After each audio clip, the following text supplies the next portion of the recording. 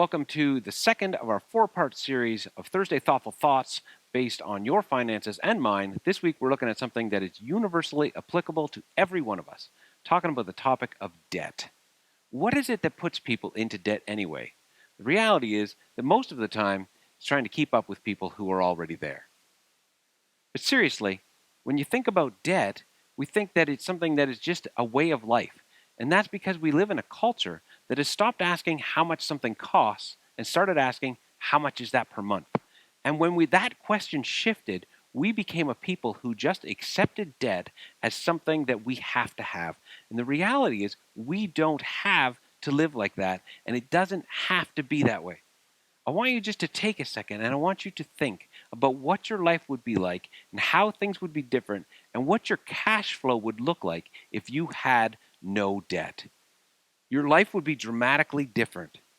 And when I talk about debt, I'm including credit cards in that because I think there's a misconception that we have that credit cards are available cash when in reality, credit cards are short-term, high-interest loans.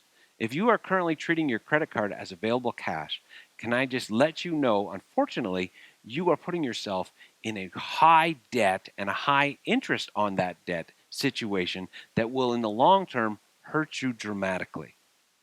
It's amazing what we put on our credit cards, and if we're not paying our credit card bill off every month, that interest accumulates at an astounding rate.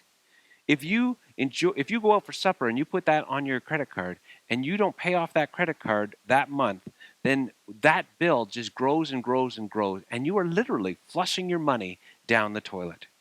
We don't realize how much debt impacts the cost of things. And I want to give you a little example so that you can try and grasp this.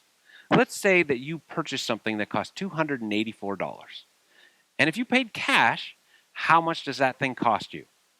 That's not a trick question. The answer is $284. Now let's say that instead of paying cash, you bought something for $284 and you put it on a low interest credit card that you were paying only 9% interest a month, and you made the minimum payment on that until that was paid off. That $284 purchase now cost you actually $339. So it actually costs more than what you thought it cost. Now, most of us don't have a credit card that is at a 9% interest rate. The normal credit card is at 19.99% interest rate. So let's look at that as well. Let's take that same $284 purchase. Let's put it on that normal credit card that has a 19.99% interest rate, and then make the minimum monthly payment every month until that $284 is paid off. In the end, that $284 item that you bought actually cost you $470. It's worth asking the question, would you have bought that item if it cost $470 in the first place? Because that's almost double what you thought you were paying.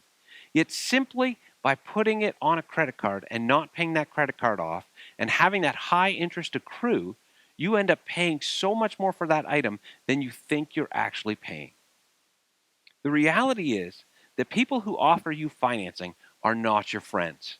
I originally said when I did the Mastering Money course that salespeople are not your friends, but that's blaming the people. But I'll just say this, when someone offers you financing, they're not doing it because they're your friend. They're doing it because A, they want your money, like we talked about last week, and B, they know that most of the time, in the long run, by offering you financing, not only are they going to get you to buy that thing, but they are going to get more money out of you than what that thing actually costs. They're not doing you a favor. They're just trying to get your money and trying to get more of it. And so I would just challenge you this week to think about where you have debt and what you can do to remove some of that debt. A very simple way to start getting rid of debt is take your smallest debt, whatever it is, and do everything you can to pay that off as quick as you can. And then as soon as you're done paying that off, move on to the next smallest debt and put all of that extra money onto that one. And keep taking that snowball of amount you have available, putting on the next debt, the next debt, the next debt, until all your debt is paid off. When you do that, you'll be shocked at how your life is different. That's this week's thought. We'll see you next week as we look at another way that we want to help you have your finances get better than they ever have before. Have a great week.